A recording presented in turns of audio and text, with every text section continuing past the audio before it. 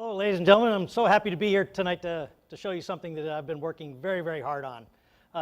First of all, I just want to tell you one thing about how we got started.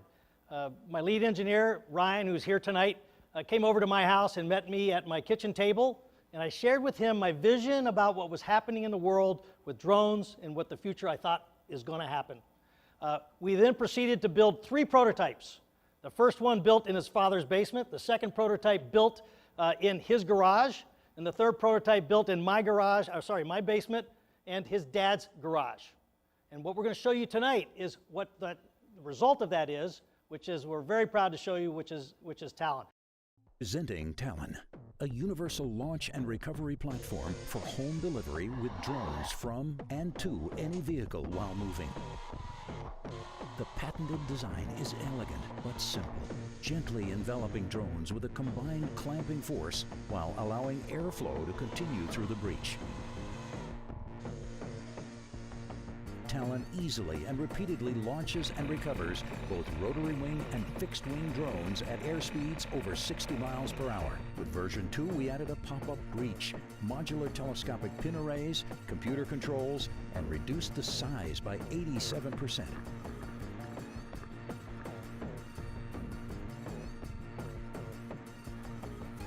With version 2.5, everything comes together with a wide open breech for autonomous drone operations.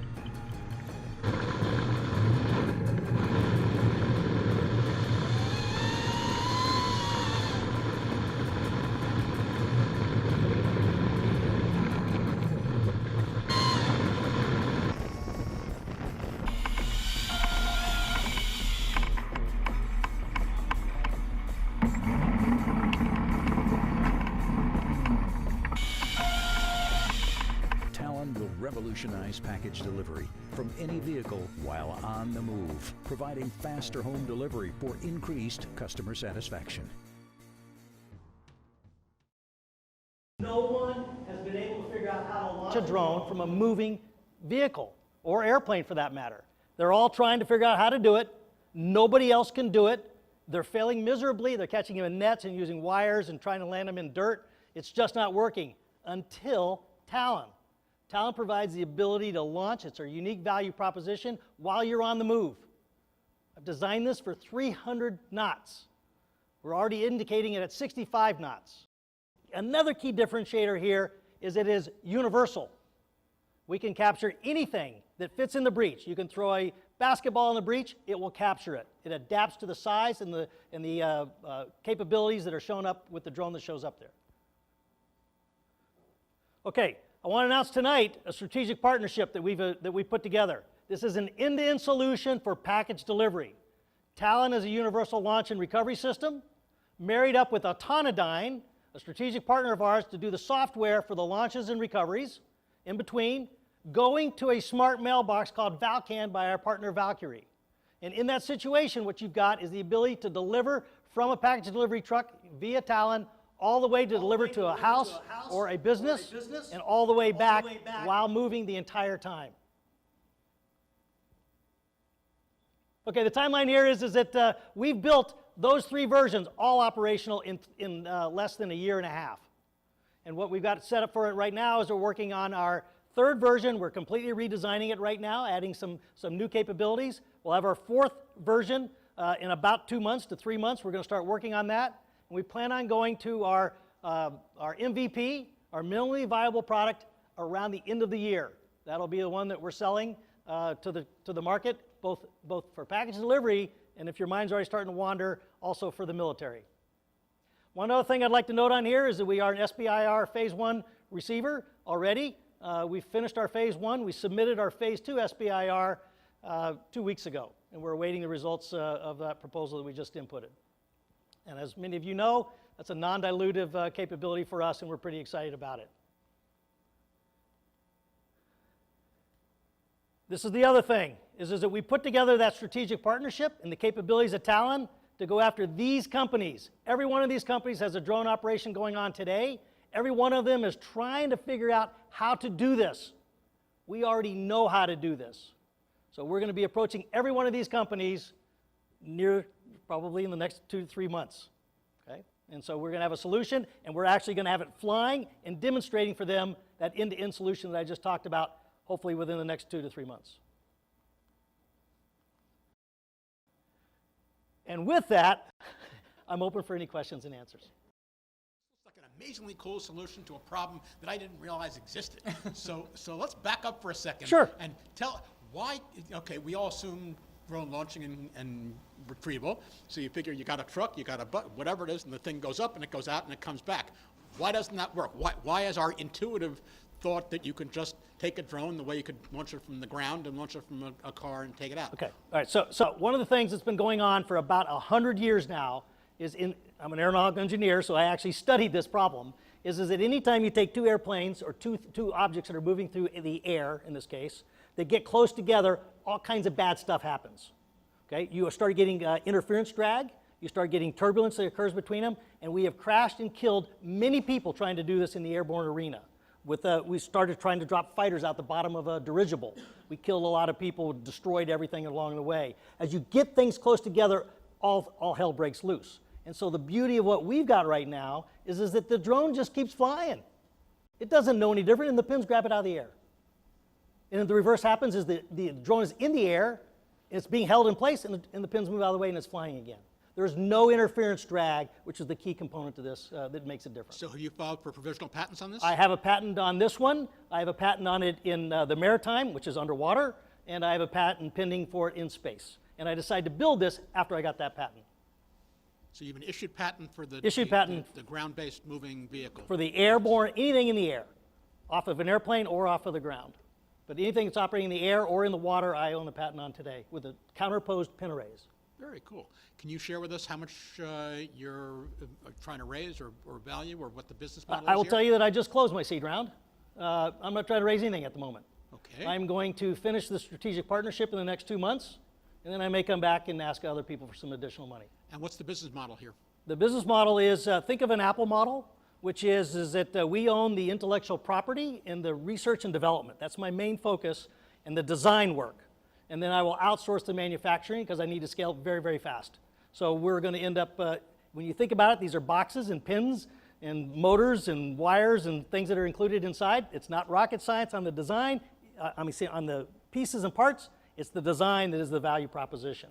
So we plan on, if you take a look at my financial model and my business model, I plan on about 75 total internal employees by year 5 and about 1,300 to 1,400 manufacturing employees outsourced. And the last question is competition. Who else is doing what? I mean, obviously, as you point out, every one of those 12 people have got drone operations where they're trying to do something in this space. Right. What are they doing? Okay, they're all trying to figure out how to deliver with the same problem that I just told you about. And so some of them have said, let's take a model, such as Google, which is we'll try and do the local deliveries, which is a coffee cup to somebody's house. And they've created one that drops down on a string and picks that up and moves it and drops it down on a string to another place. So it never lands. That's one of their solutions. But they can't deliver on the move like we can, where you take an Amazon truck. Let's take an Amazon, because the quest is for speed. People want to get things faster. I want my iPhone in 15 minutes if I can get it. I decided I want it now. In 15 minutes with our solution, it'd be outside on a Valcan box. Other questions? So you said you raised seed capital. I did. And how long is that going to take you? Okay, so at our current burn rate, I'm good for another 10 to 12 months. Okay, so I'm in good shape. I funded the company originally, and then I turned around and raised some seed capital. Predominantly, I'm going to be very honest with you. I raised the seed capital because other people wanted in. People that I know, friends that I have, they wanted in, and I let them get in. Then I closed it a couple months ago. And that's going to take you around 10, 12 months. It'll take us into next year. Next year, and It'll take us into next year. We have an SBIR phase 2 that's imminent. No guarantee of that occurring. That's right. But if that occurs, that's $750,000. That's going to run us 2 years at the current burn rate. That's right. And you're located in Connecticut, correct? I am. So when you do start your round, make sure that you apply for the angel investor tax credit. Absolutely. You become eligible for that, because then definitely that will help you in your reaching out to angels here in Connecticut. I have the application on my desk. Excellent. Thanks, Marianne. Any other questions? Yes, so Oh, I please, yes, I'm sorry. sorry. I have to ask the nerd questions here.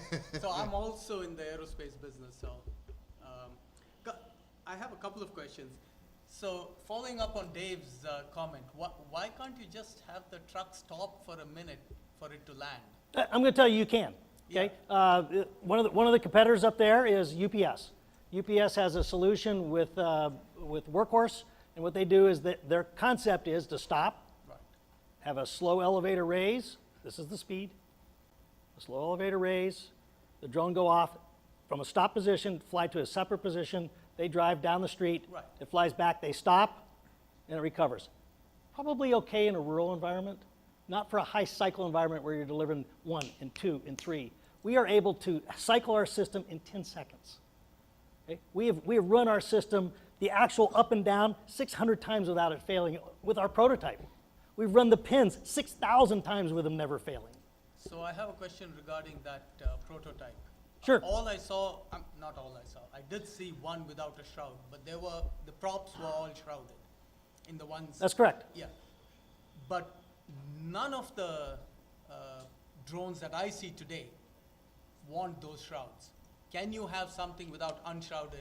There are ways to do that. We're not necessarily sharing those at the moment. Okay. There are ways to do it, but more importantly is the FAA, Yes. which you're aware of. The FAA has already promulgated an initial ruling about that if you're flying over people beyond visual line of sight, you need to protect the blades from the populace.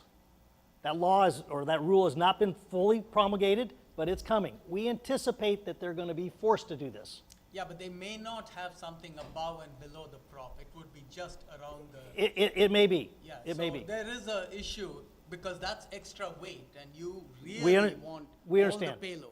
Yeah, So we, that's a problem. we have a solution if that becomes an issue. Okay, and the third question is, this I assume is remote control today. This today? Yes. This is manually flown. Yes. And with our partner, we're going fully autonomous. It'll be push a button, launch, and it's gone. And the thing, you will have some vision system to actually capture when the drone is coming into your. We have not decided on that actual solution for you're talking about the recovery? Recovery, Yeah. Because So launch is easy. We've already evaluated ultrasound. We're evaluating ultra wideband, RF, cell phone for that matter, using IMUs, the inertial navigation systems, and we're also looking at the visual acuity systems. So that'll be decided in the next probably 2 weeks. And you said 300 knots. Which is going at 300 knots? It's designed to work off the back of a C5 and a C-17. Okay. Interesting. To launch what are called UCAVs, unmanned combat air vehicles, and now you know my history and how that fits together. So the SBIR is from the USAF? Or? The SBIR, which is it's a Small Business Innovation Research Fund by the Department of Defense, and it is the Air Force. Okay. Now I know what this stands Thank you, Jeff. Very nice. Very interesting. Thank you. Thank you. for. Pretty cool, isn't it?